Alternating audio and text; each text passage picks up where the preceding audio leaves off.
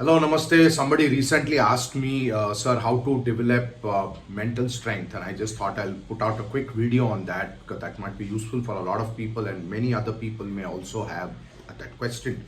I think, first of all, let's understand that I'm not very sure that mental strength is the right way to look at it. I think it's more important to look at it from an emotional perspective.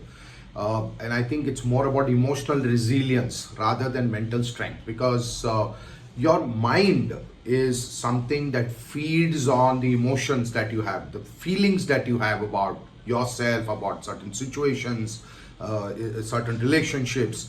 So it's and what strikes you, what hits you, is the emotional impact of an adverse situation. When life piles on certain difficulties on you, you first get emotionally affected, and the mind picks up those emotions and starts constructing certain thoughts around it.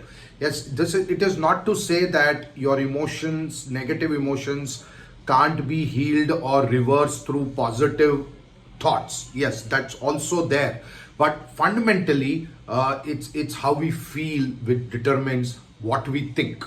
So, mental strength can be a relative concept, but it's important to look at it from an individual point of view and say that, am I able to build a better sense of emotional resilience, which comes from my ability to have a greater sense of awareness about my emotions? How am I feeling about my emotions?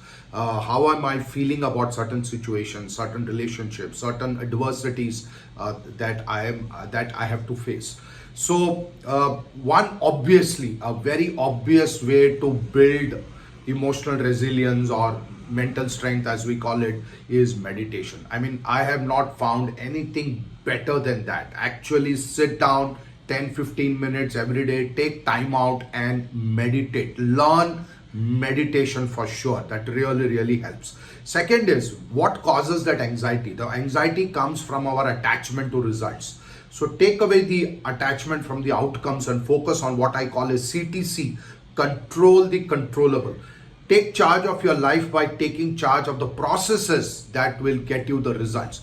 The problem happens when we become too attached to results, and problem happens when we become too attached to people. I think, as I always say, practice passive attachment and active detachment. Practice passive attachment and active detachment. So learn meditation, practice a sense of detachment, and focus on control the controllable. Detach yourself from the outcomes and focus on the process.